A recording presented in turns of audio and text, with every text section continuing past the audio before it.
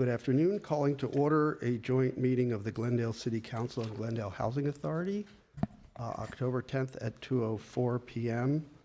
May we start with roll call for council, please? Council members Asadrian? Here. Devine? Council member Devine, can you hear us? She's not here.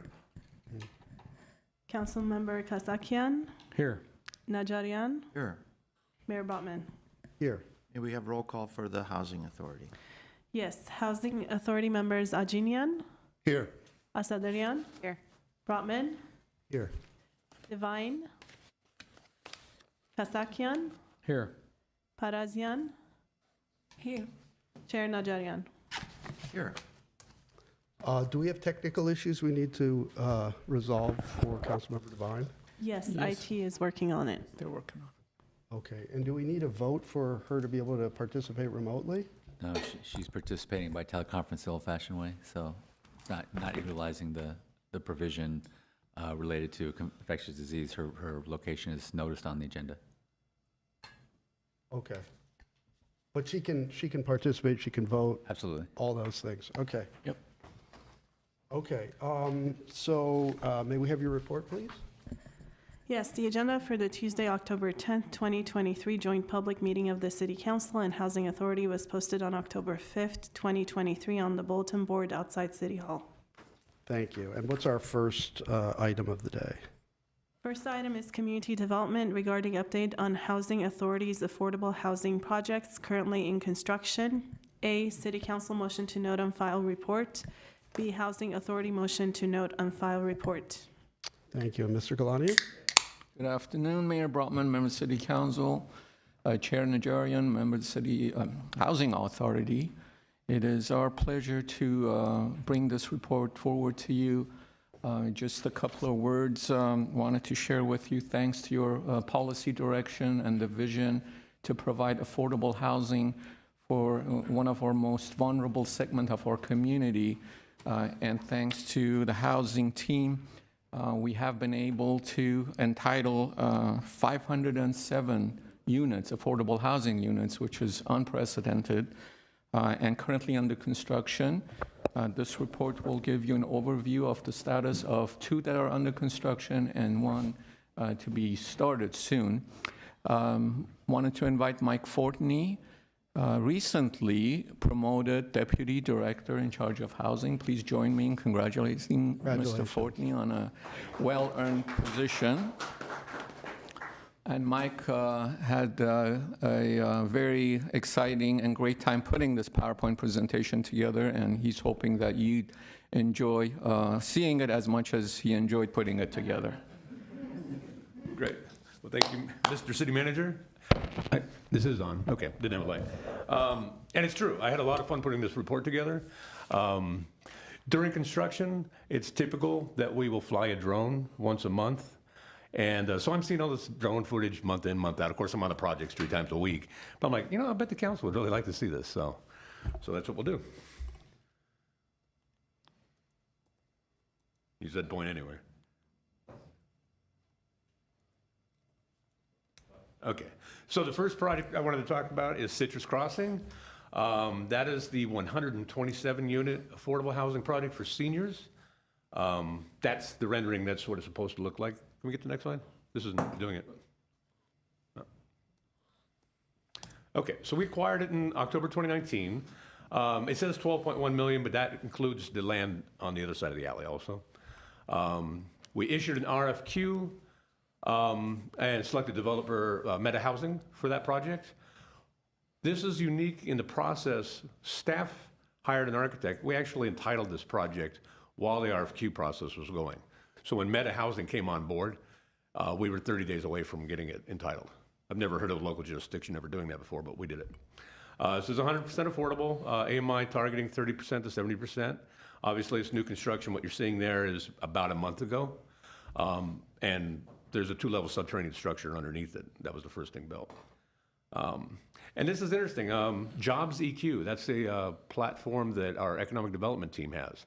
You enter in the type of project it is and the amount of development cost, and it tells you how many indirect and direct jobs are created as a result of that, so I thought I would add that to this. And let's see, so it is under construction. It began in January of '22. We're looking at probably June of next year for a completion date for this project. So, but right now, you can see it's completely framed out. They are adding the wiring and then the stucco all around the outside of parts of the building. They're drywalling the interior. In fact, the entire interior should be drywalled by October 31st. Yeah. So again, that's coming in June 2024, and here's our... So we're looking at the roof right here. So there's equipment up there. There's the elevator room, stairwell. Those large shafts you're seeing, those are going to hold the photovoltaic. Remember, this is a LEED Platinum project. That's the courtyard you're seeing there. And the side of the building you're looking at now faces the Paseo, what once was a north-south alley. That part of the building is not as far along as the rest because we had those electric poles in the alley. Those had to be vacated before we could do too much work over there.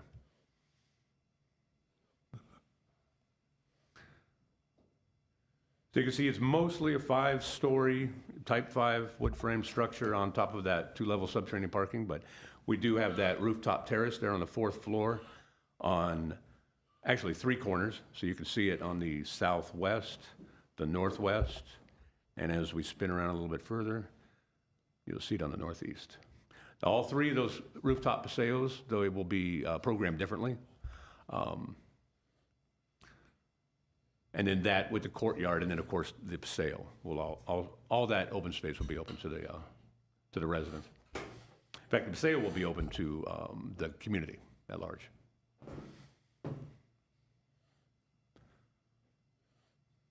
I don't think we need to see any.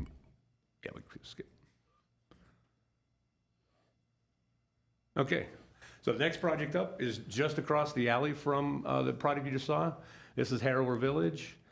That is the rendering. It's an existing historic structure. There's 3 buildings there now, built around 1920, 1921. So we're doing an adaptive reuse and historic preservation of this project. We're shooting for LEED Silver. So we bought this October 2019. We bought this land along with Citrus Crossing all at one time from Tobin World, $12.1 million. We did the same thing with this project we did with the other. When we issued the RFQ, we were already in the process of entitling the project. So when the developer of Boat Housing came on board, we were maybe 30 days away from entitling the project. So they just inherited an entitled project and applied for the tax credits and ran with it. Here we have 40 units. There's 28 in the 3 existing buildings, and then 12 in the new building. So we're adding a building to this campus. It's a very expensive project, $31.6 million. As opposed to, I think it was 64 million for Citrus Crossing. And it's underway. If you could hit the next slide. It began later than Citrus, but it didn't have the 2-level subterranean structure. So it's probably going to deliver about the same time as Citrus Crossing. We have it scheduled for late April. I think it's probably going to be late June. But it'll be closer to the same time. We'll be celebrating 2 grand openings at once. Current work, so they're still doing some MEP work in some of the buildings. For the most part, they're all framed out. You'll see that the roof, this video is about 15 days old. The roofs are almost completely done now too. So they're going to be doing installation and drywalling here pretty quick too. And then there's always work going on the exterior of the building. But we're hoping to deliver it May 2024, although I think it might be June. If we get to the next one. And, sorry, question. Sure. You said this is also a 30 to 70% AMI? That one's 30 to 60. That one we target a little bit lower. Okay, 30 to 60. Yeah. And then if we show this, you might feel like you've already seen this because this is right next door to Citrus, but this is just a 1-minute video showing you a closer look at Harrower.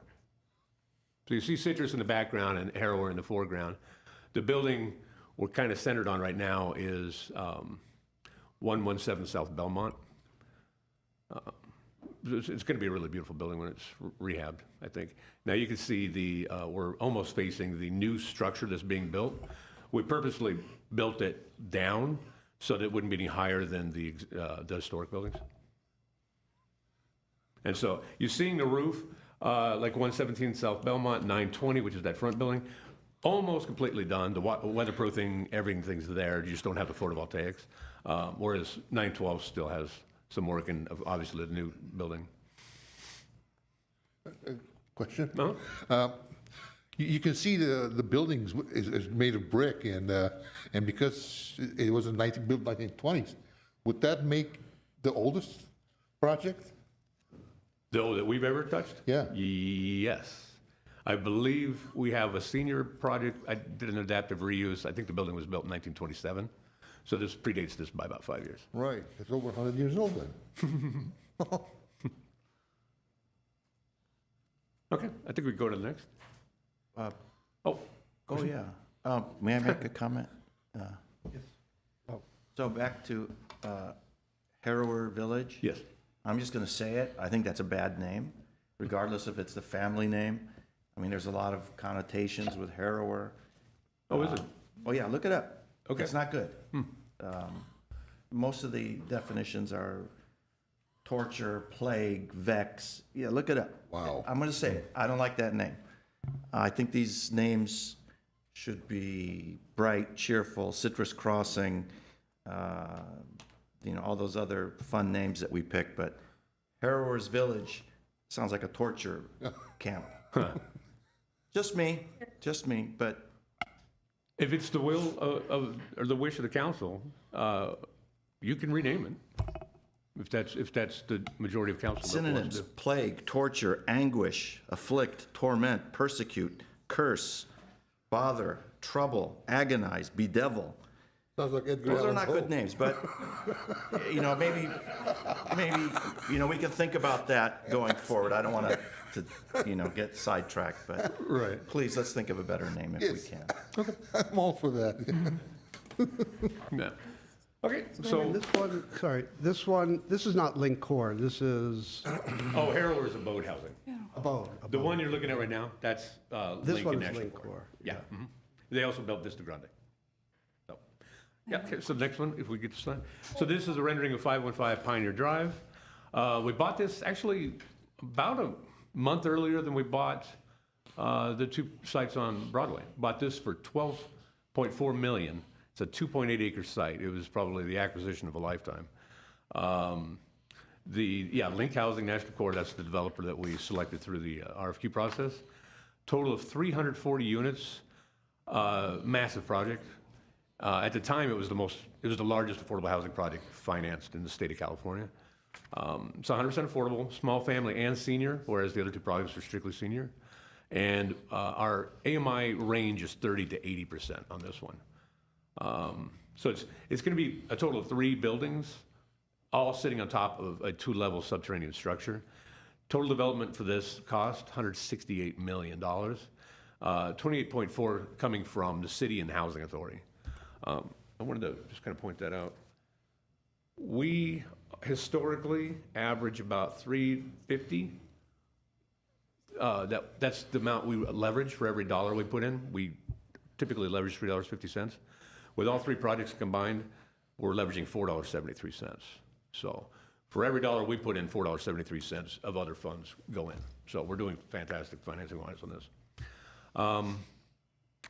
And then again, according to this Jobs EQ, this project creates 992 direct and indirect jobs. So we are digging the subterranean structure. As we watch the video, I can kind of talk a little bit about that. We have, so all the shoring is done, overhead conversion's done, a lot of the offsites are done. You'll see in the video from a month ago that they were doing sewer laterals, that's done. So we're gonna be pouring concrete a lot. In fact, just this week, we started pouring concrete in the footings. So you'll see a lot of concrete trucks going in and pouring. And then there'll be a massive pour later. So we're looking at December 2025 for this project to complete.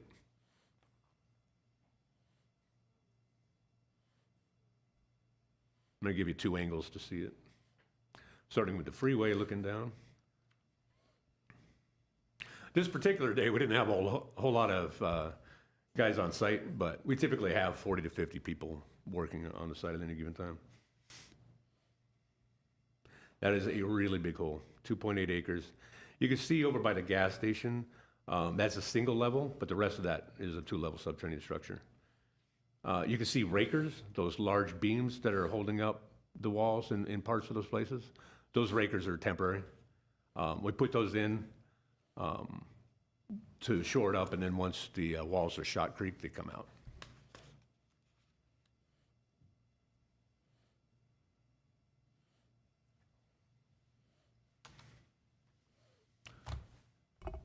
And that's about it. You can, I don't see, it's kind of hard to see it in this video or this angle. Oh, maybe we see it better. That they were doing the street work. So we try to minimize that work out on Pioneer. We try to minimize the impact to the neighbors as best we can. So this angle, you can see the waterproofing. That's almost completely around the structure now. Oh, and you do see them out on the street on Pioneer. That's sewer lateral number 2 that they're finishing up. That hole that you're seeing in the structure, that's the future vault room. I'm sorry, the future. Vault room for GWP. Uh-huh. And then going out of the view, but you see those large barrel-shaped objects. Those are going to be dug into the ground. Those are stormwater drain capture. So that's it for the presentation. So I just wanted to summarize. We have $261.6 million in development going on with these 3 projects. Hopefully with the next action, we'll push that up to 300 million. So, and 55.3 million coming from the city and the housing authority, this investment in these projects. So that's my presentation if you have any questions. Mayor? Any questions? Councilmember Mayor Gasol. and Chair of the Housing Authority, I'd like to direct a question. Thank you, Mr. Fortney. Did you have in the presentations the breakdown per square footage for construction of the historic adaptive reuse versus the from zero ground up construction?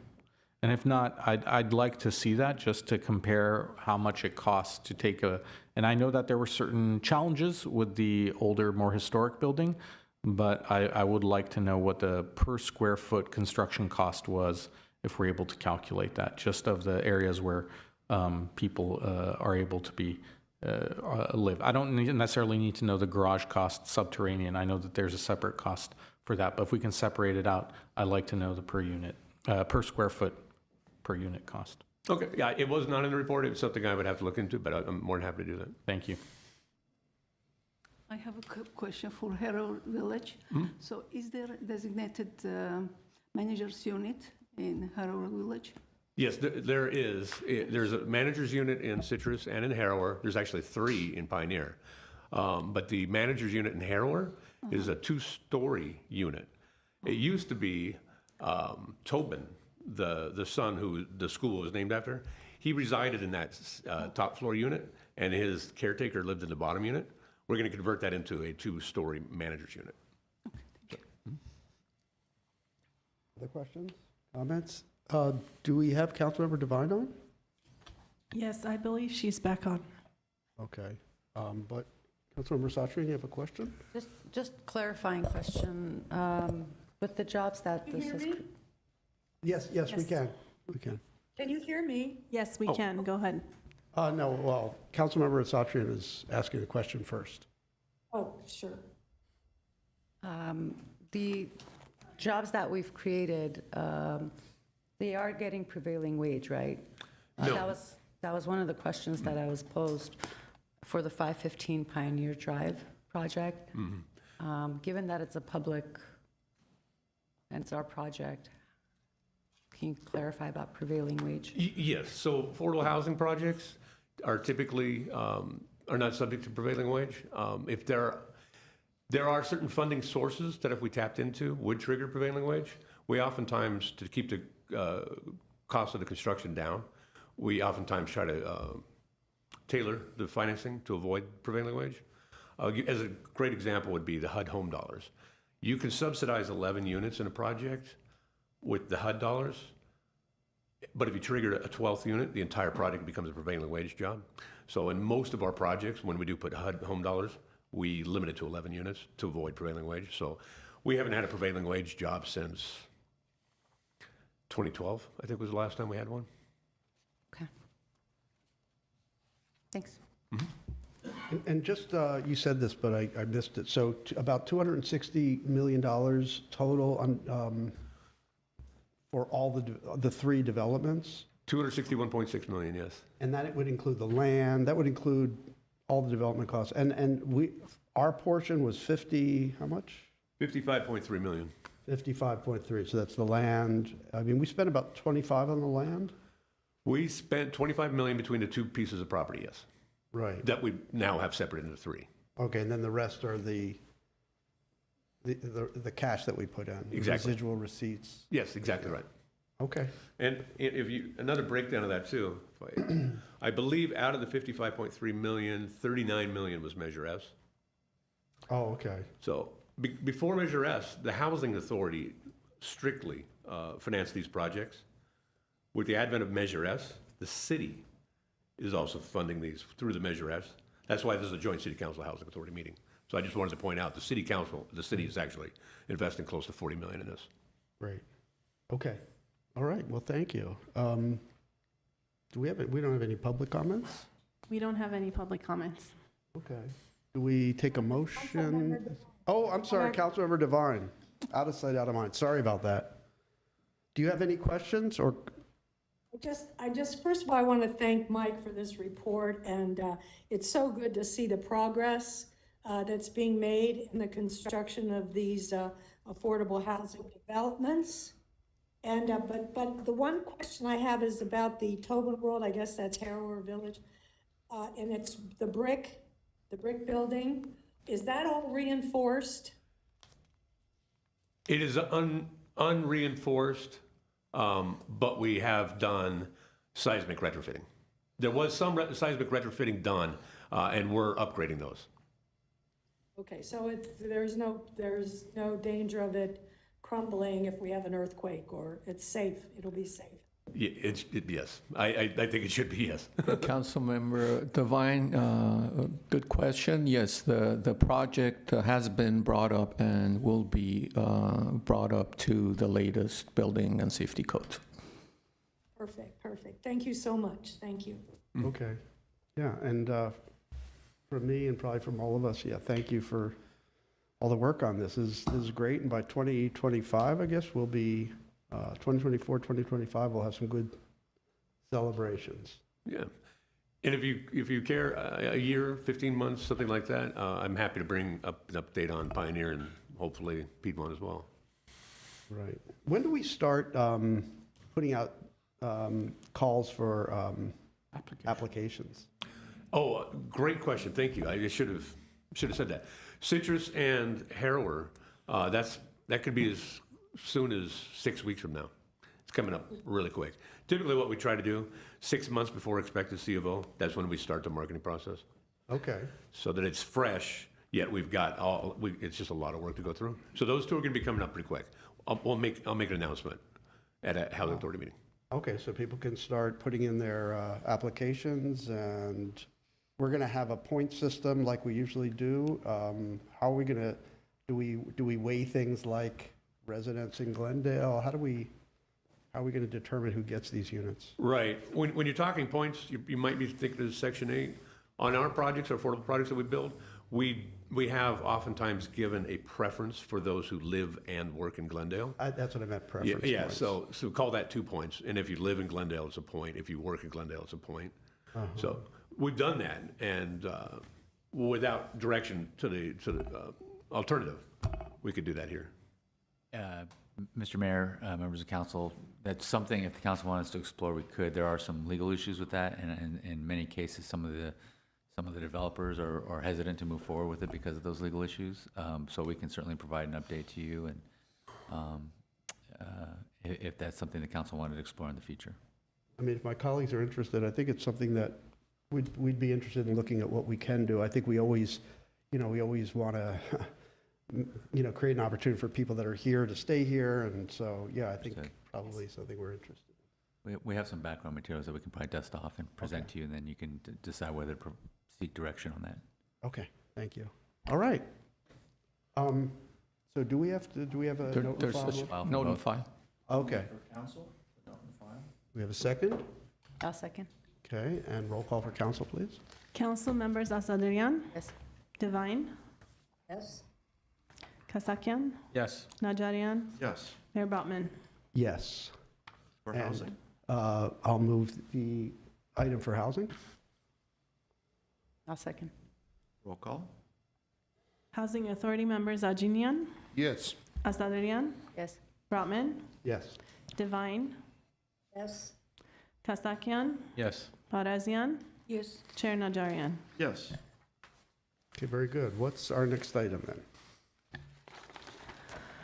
Our next item is community development regarding exclusive negotiating agreement with EAH Housing to develop affordable housing at 426 Piedmont Avenue and 507 Naranjal Drive. A housing authority motion authorizing the executive director to execute an exclusive negotiating agreement with EAH Housing to develop an affordable housing project on housing authority-owned land at 426 Piedmont Avenue and 507 Naranjal Drive. Mr. Galanian. Yes, Chair Najarian, members of the Housing Authority, Mayor Brotman, members of the City Council. And continuing with the theme of affordable housing in our city, 6 months ago, the Housing Authority directed staff to issue a request for qualifications for our next upcoming affordable housing project. And this is the next step in the process, exclusive negotiating agreement with the selected affordable housing developer that may end up with 58 to 67 units in total, senior affordable housing units. With that, I turn it to Mr. Fortney to present this item for your consideration. Okay, great. Thank you, City Manager. Again, Mike Fortney here with the Piedmont property. If we could go to the next slide. So that's the site map there. The site is, if you know where Virgil's is, it's just a couple blocks east of Virgil's off of Glendale Ave. So Lexington is down there. The 134 freeway is just to the north. Can we do the next slide? That is, that's a shot of it there. This is actually a drone video too. We don't need to see the whole thing, but we can start that? Or is this just a still? Oh, there it goes. I showed this to you when we acquired the property. GTV6 was kind enough to go out and do this. So you see the Piedmont Mini Park in front. Then you see the main building, which is the Piedmont building. The other building, which was referred to as the annex, that's the one on Naranjal, orange. So in total, it was a 112-bed senior assisted living facility. It is now, or we wanted in the RFQ to call out either between 58 and 67 units for seniors. So that's what the range that we came up with when we worked with planning department. The front facade, as you can see, it's really nice. So the previous owner did a lot of rehab work, including the exterior. Landscaping obviously needs work, but some ornaments. It's really a nice looking building. In fact, the stucco job is one of the best I've seen. And then on the annex, they did a lot of the interior work, but you can see here in the main building, no interior work. So they were spending a lot of money on this property and decided to halt everything. They marketed it to other senior operators. Nobody was interested because it's sitting in this nice, quiet neighborhood without much traffic, which is perfect for a senior apartment building. So when they approached the city, we got pretty excited about acquiring it. This shot's just one of a couple courtyards. I think there's 3 courtyards total. This is the largest. It's got 2 elevators in it, which is really good. One of which is pretty small, but this is a common area that's probably going to be converted, I believe, in the foot. That's going to be a unit.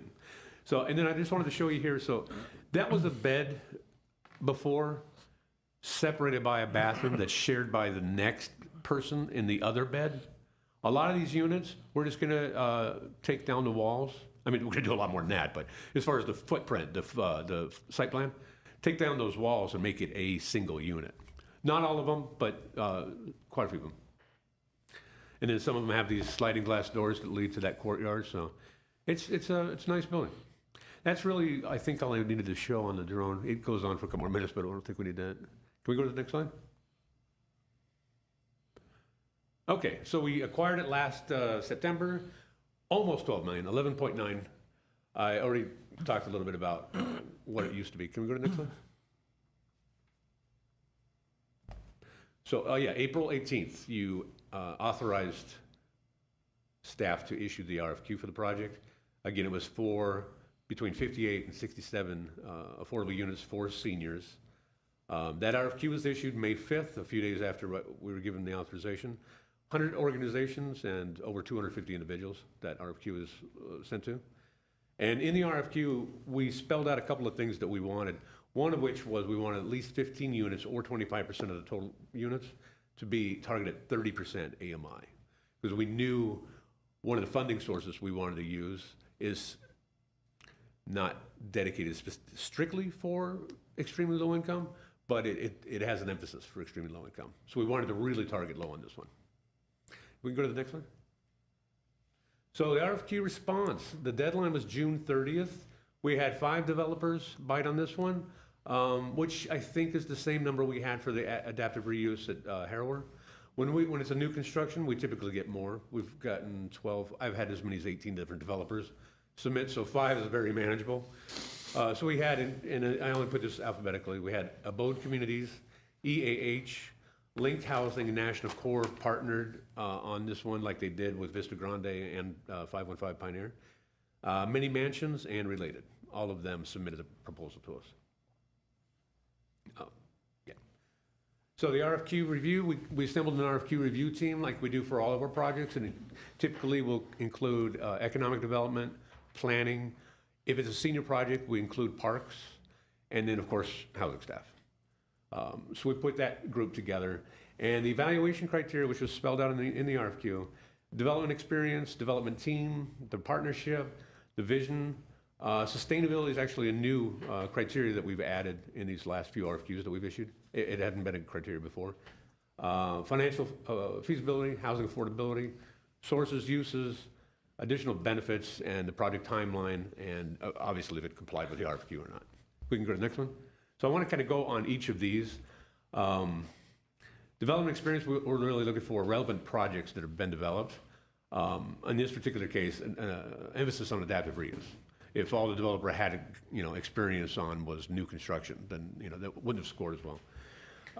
And also we wanted to see that they had experience in LA County. Assuming this was going to be a 9% project, you need to show that you can be competitive in the 9% round in LA County.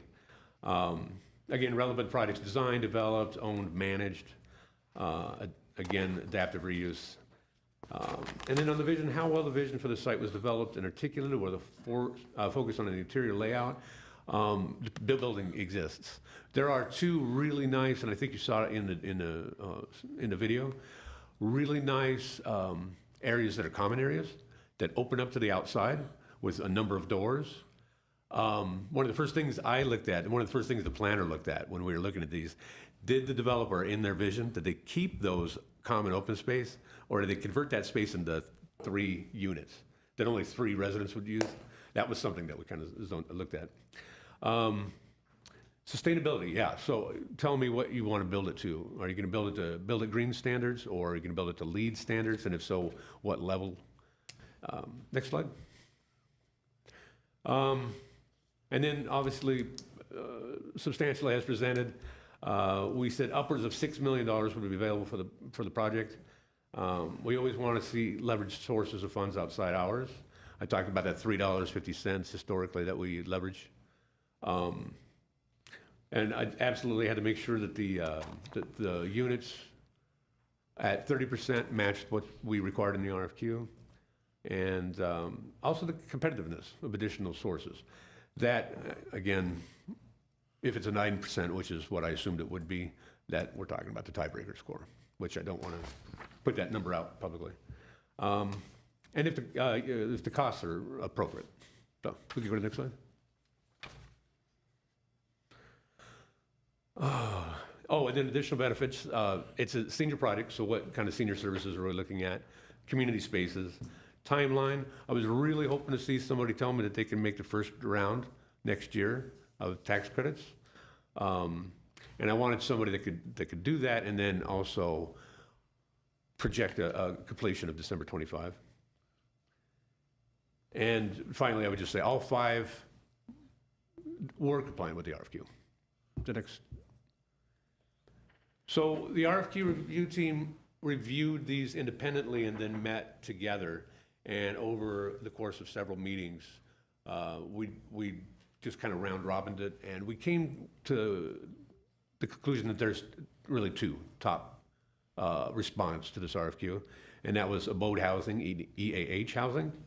So after we did that, we went out, we scheduled visits to some of their projects to see, firsthand the quality of their projects and to talk to the management companies. And we also did interviews. We conducted the interviews actually in Piedmont of those 2 top teams. And then next slide. So I'm just going to jump right into it. Really, EAH housing, in my mind, stood out. Abode did have a very good proposal, but when you weigh everything, EAH, in my mind, really, really stood out in this process. We had consensus, if not unanimous, among the RFQ review team that EAH was who this project should be awarded to. So to talk a little bit about some of the criteria, they have 25 senior communities that they've built. They identified numerous disciplines on their team. Again, I've never seen a team. Typically, when I look at an RFQ, they can identify the developer, right? That's themselves. Oftentimes they're in-house management company, they're in-house service provider. Sometimes they'll identify a general contractor. But in this case, EAH identified all of that, and the general contractor, the engineer, the mechanical, the electrical, the plumbing. They even identified their outside counsel. So first time I'd ever seen that.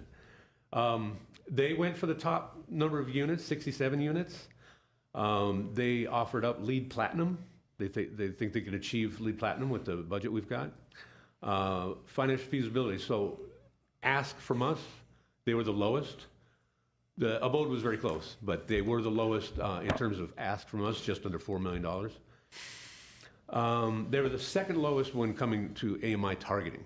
So their average was 40%.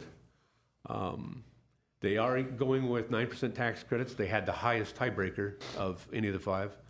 And they really showed on the senior services and with the community garden. I didn't put it there too, but the demonstration kitchen, that's a concept for that I thought was really interesting. And they are shooting for the first round of 2024 tax credits with a completion hopefully by December of 25. So if we go to the next one, or do you have a question first? Yeah, Mike, the project has a lot of green around it. It has its own park. So is there any specific attention given for the LEED certification for Keep It Green? The leadership in energy efficient design doesn't, not that I can think of, really has anything to do with the open space, like adjacent to the property. It's more about energy efficiency, recycling of used materials, stuff like that. I don't know that the park really has anything to do with it. So it's a different evaluation then? It is, yeah. I was a Greenpoint Raider many years ago. Yeah. I could say for certain that that's unrelated. I think LEED is also. So, anyway. I should say EAH is present along with a lot of their team. They can make a presentation at the end of my presentation if you so choose. I didn't want to steal too much of their thunder, but I did want to put up a rendering of the project. It's a lot like it is right now. Why would you change it? And then with the landscaping completed. They did propose a trellis, which probably can't go where they wanted it to, but I love the idea of putting some sort of shade structure in the front of the building where seniors can gather and wait because they're going to have a lot of vans coming for transportation. It'd be really nice to do that, but it can't go into the front setback. So that's something that we're going to have to take a closer look at. And then, yeah, you can see the first ground floor plan. You see the park there. And then I try to put I put that up there. It may be a little bit small for you to see. One thing I did want to discuss with the developer, there are 2 units. I wonder, can I point to them? Oh, I can. Right here. These 2 are really small units. So I did ask the developer to look into potentially combining those 2 units. It's on 3 different stories, so we would lose 3 units. We'd go from 67 to 64. But it might be worthwhile because those are like 350 square foot studios. They're pretty small. So that's something we can, we need to look at pretty quickly though. But right now they are proposing 6-7 units. Could we go to the next one? Let me ask a question, Oh, sure. Mike. So you mentioned that there's $4 million in addition to the property that we're chipping into this project? Yes, and I'm so glad you brought that up. I should probably have elaborated a little more. We got all the participating jurisdictions across the country, HUD calls us a participating jurisdiction, a PJ. They gave us a one-time COVID emergency bucket of money, $5.3 million. It's HUD Home ARP. We're proposing to use that for this project, but this project doesn't even need the full amount that we got. So that's where the $4 million would come from. Okay, what's the magic number? We used to talk about the cost per unit to the city of creating this in partnership. What is that number? Historically, before these 3 projects, it was about $140,000 per door from the Housing Authority. That was our average subsidy. We went as high as 190, and we've gotten it below 100. I think ACE 121 was the lowest. But ACE 121, we don't own the land, so that's a little bit different. On these 3 projects, I forget what the total subsidy per unit is. I could calculate it pretty easy, but it's below the 140. Because we had out of the ballpark on Pioneer. Citrus is actually pretty good too. Harold brings it up because it's such an expensive project, but I can calculate it real quick. What about this one in particular, because we're kicking in the money? Our previous business models were just to buy the land, give the land to the developer, and they would come in. We weren't necessarily chipping in money for the development. Oh, no, we have been doing that. The only exception to that would be Habitat for Humanity. In addition to the land? Yeah, we typically will acquire the land, we'll negotiate everything, and then once we've negotiated that deal, we typically do come back, and ask for the gap funding. Yeah, that's historically what we've done, with the exception of Habitat. Although, on the last deal with Habitat, land wasn't enough. They needed a little bit of cash as well. All right, let's see if there's any questions from the authority. Chair Najari? Yes. Chair, Yes, Ms. Devine. thank you. Have we ever used EAH in the past? Is this a new company? EAH has not built a project in Glendale yet. They did bite on 2 of the RFPs that we recently issued for, I believe it was the 2 on Broadway. They do have a lot of experience, but this will be the first project in Glendale. But they do a project in LA County. Okay, and what, are you saying that what put them over the finish line was the lead level platinum for one thing, and maybe the cost? To kind of briefly summarize, yeah, they did offer up lead platinum, which no other developer had done. They asked for the least amount of money from the city. Their tiebreaker score, which means the likeliness of getting an award of tax credits, was the highest. And they were the second lowest in terms of AMI targeting. So those things, those measurable things, but then there were other things too, such as the team that they put together and the fact that they have all worked together before to produce projects. That would be the key takeaways. Okay, well, those are all worthy and good reasons. The representative is there. Do they have any specific visuals for us to see? I mean, it looks like a beautiful project. It's going to be a great project. You're starting with good bones and a good building, but do they have any visuals that go beyond what you've shown us? The developer is here, and they do have a PowerPoint that they have prepared. It's loaded up onto our city clerk's computer, so they can give you the full presentation, or if you're just interested in some visuals, they could do that as well. Let's start with the visuals. Let's start with that's fine with me. Yeah. Can you see them? Ms. Devine? You have your, Yes, I can. Thank you very much. okay. Staff has done a brilliant job. Okay, so let's take a photo tour of the project. And we don't necessarily need the full presentation. Steven, I'm going to invite Steven Spielberg, Vice President of EAH, up to the podium. Is it the Steven Spielberg? Probably get that all the time. I apologize, I just couldn't resist. I do apologize. Well, thank you for having me. I don't know the exact slide number if we're skipping through, but probably 13? If you see any pretty images, I'd say stop there.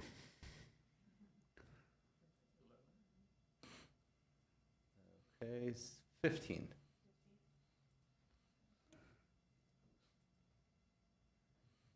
So, I don't know if you would want to go through images, or our architect is here as well. He could walk you through things, but this is essentially what you've already seen. As Mike said, we're not proposing major changes to the exterior. Do you want to just, there's only 3 or 4 in a row. Do you want to just slowly flip through them? So this is general overview of everything, including the unit mix, which, as Mike said, we're going to evaluate potentially doing 64 instead of the 67 to combine those few smaller studios into 1-bedrooms.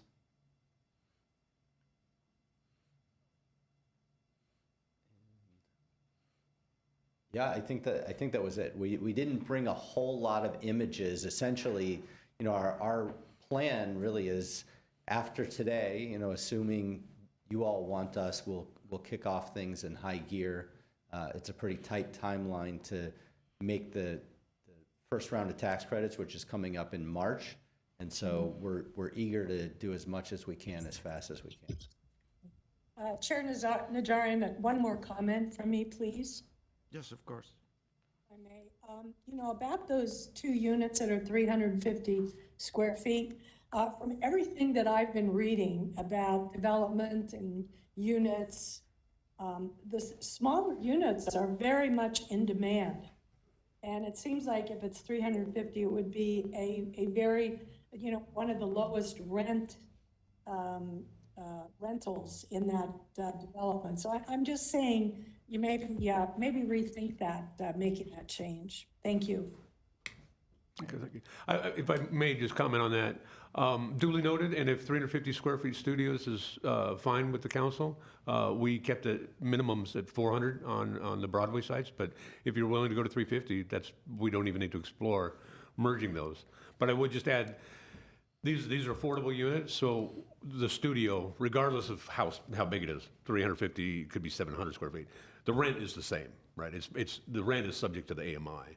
So I just wanted to make that clarification. It's not based on square footage or a number of, okay. Okay, thank you. Okay. Other comments or questions, Mayor Brotman? Yeah, I think I have 3 questions. So first, question for staff. Yeah, these are, I might have one for you, so if you want to hang out there. I'll stick But sort of a question for staff. Do we ever, when we do the selection process, when we do the evaluation, do we ever bring in somebody from our neighboring jurisdictions? I'm thinking Pasadena and Burbank, and now we work so closely with them on this, housing trust, and it seems like it might be a good idea to start doing that with them, but is that something we do? I mean, we put the RFQ out there, 100 different organizations. I think Abode Housing is based in Pasadena. No, I mean the selection process, like on bringing the in. review panel for the Yeah, selection. bringing in your counterpart, let's say from Burbank or Pasadena, to be part of the evaluation process. Oh, yes, it's not something we've ever done before, but it's certainly something we could think about. Okay, just thought it might be a good idea, but anyway, okay. My next question is, probably for both of you. So I know with our new construction, it's all electric. I'm wondering with this, because this is a kind of a retrofit situation, but what are we able to do to maximize the electrification and minimize the use of natural gas going forward? Is this an opportunity, in other words, since we're ripping a lot of stuff out, to go for a full electrification of this facility?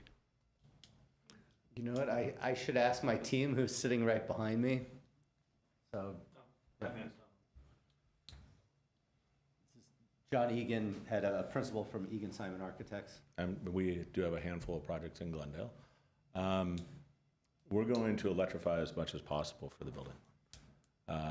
Since it's an existing building and it does have an existing commercial kitchen in it, there's a question on commercial kitchen equipment currently available associated to all electric. And we're trying to do a little bit of a teaching kitchen. However, the teaching kitchen is more than likely going to use residential appliances like you would have in your home.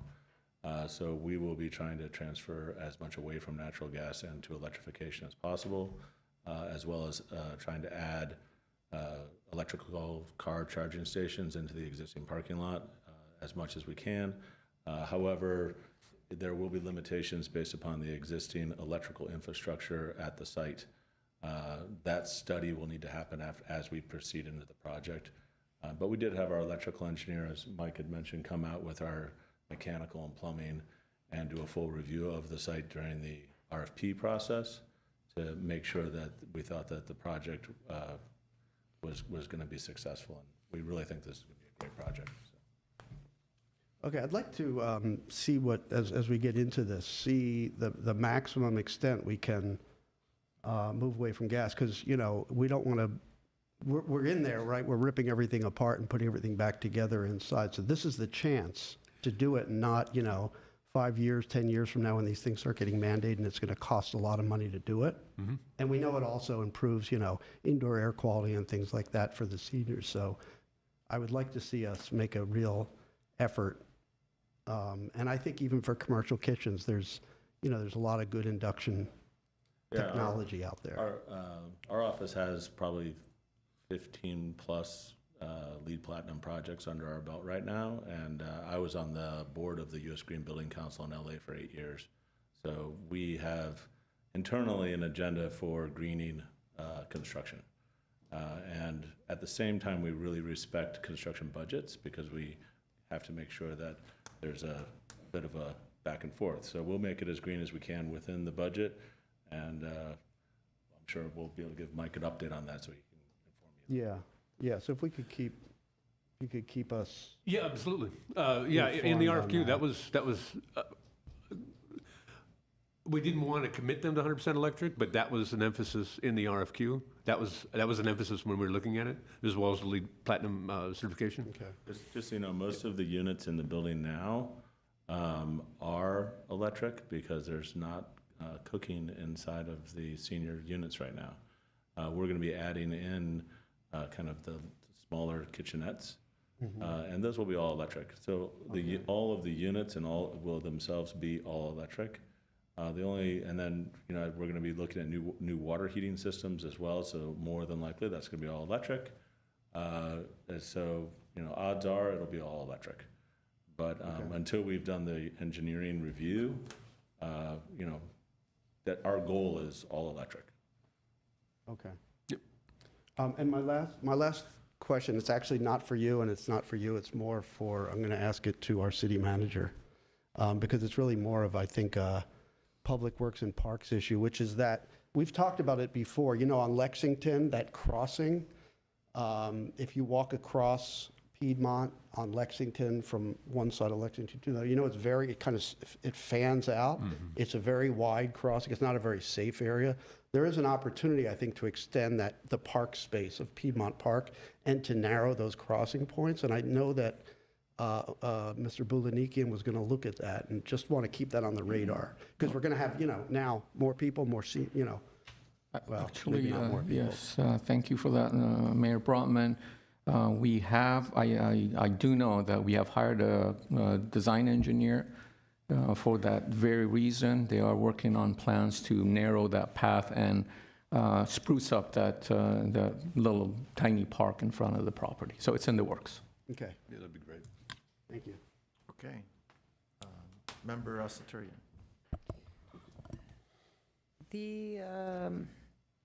I was going to actually hold off this item and see if my colleagues had an appetite for discussing it, but I think based off of some of the conversations we've had about recycling and how we're leaving the multifamily units out of this process, a lot of folks who live in multifamily don't even know that those trash cans have been changed on the bottom. I think, coming into this meeting, I was thinking about how we move forward in our construction projects, specifically with multifamily, and thinking through how we incorporate recycling and the ability to recycle in multifamily without having to go down to that one area that has the trash cans placed. And I know you weren't here during the last meeting, but one of the things I pointed out is, as an example, I live in a 50-unit building. We have trash chutes on every floor. I actually kind of made the rounds this last week to my neighbors to find out if anybody knew that their trash cans on the bottom have been changed or that they have the ability to recycle, and every single one of my neighbors said no. So I think especially when we're talking about a senior housing project, I think we have to be mindful and create opportunities for people to actually recycle. If we're kind of building it as we've always done, we're hindering this whole population from actually having the opportunity to do that. When I think about senior housing, I also think of people that have disabilities and would have a very hard time actually making it out if we only had that one area. And so if there is an opportunity, I would really like for us to utilize this project as you're tearing things down and as you're building the infrastructure to also think about maybe there's two chutes. I don't know what that looks like, right? Like, I'm not the expert. I'm just bringing this issue to you to think about as you're working on this project. So I think the second question I have is related to subcontractors. And I'm not sure if this is more for you, but I know that a lot of these projects are really big projects that require or have a lot of requirements, and it limits the number of firms that would be able to apply. Have we done anything with the city where within the RFQs or whatnot, we include language about if they are going to use subcontractors for them to be, for example, local subcontractors that meet certain guidelines that allows, our community and small businesses in Glendale to be able to be the ones, they're not big enough to be able to bid for this, right? Or submit a proposal, but giving them the opportunity. I know that LA does that all the time. With incorporating subcontractors and how that would work. But if you have any insight, I would really appreciate you sharing that. I can tell you, we haven't called it out in our affordable projects. Once the developer selects the general contractor, if they're not the general contractor, then the GC will bid out all these subs, some of it early on, some of it into the process. As an example, Pioneer, we don't have our subcontractor for framing on yet, but that's probably the next thing coming up. But so through that process, they get competitive bids from all these subcontractors, and they typically will go with the one who, price-wise. But we do have subcontractors in Glendale that are working on all of these projects. Glendale Fire just comes to mind. Almost every project we've built, they've been the subcontractor for fire alarm, fire sprinkler, and I believe they're on all three of those projects. But I think there are other Glendale subcontractors on our projects too. But it hasn't in the past been an emphasis in selecting the subcontractor. It's always been about most competitive price. Right, but if it's competitive and it's also for our local businesses here, thinking about how we open up this procurement process to small businesses who will never be able to bid on these larger projects and include them in the process and bring money back to our communities is, I think, something to be looked at. Yeah, it's not something we've done in the past, but it's certainly something that we can look at in the future. Thank you. Any other comments?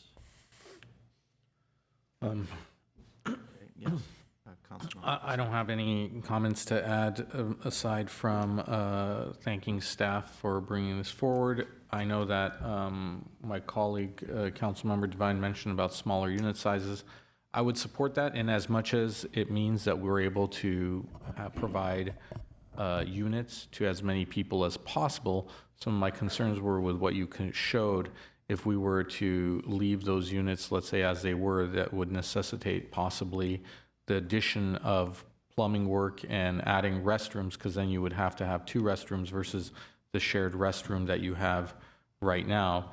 My direction to staff would be just whatever can keep costs low, but house as many individuals as possible would be my preference, first and foremost. Second of all, I do also support smaller units within reason. I think 350 square feet is fine.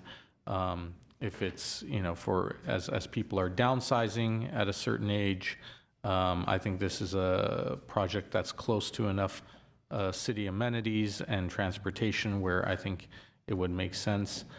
So I would be supportive of that. And as far as who you're recommending, I'm glad that we're diversifying and bringing in someone who hasn't done projects with us before. Thank you, Mr. Spielberg. And I know of your work in other areas. I know that you guys have done considerable amount of work in the state of Hawaii, I believe. I hope your projects in Maui came out of that tragedy unscathed, and look forward to seeing this project completed. Thank you.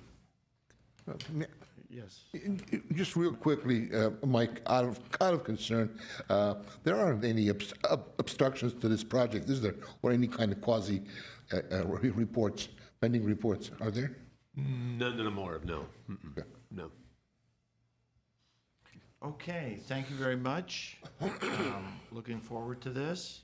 So item 2A is the motion to authorize I'll move the item.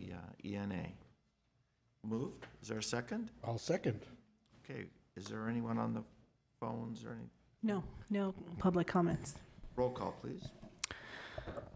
Housing Authority members Ajinian, Yes. Asadarian, Yes. Brotman, Yes. Divine, Yes. Kasakian, Yes. Parazian, Yes. Chair Najarian. Yes.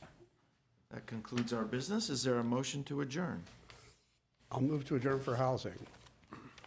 Second. Housing's adjourned. And for council, Move to adjourn. Second. council is adjourned. Thank you and congratulations.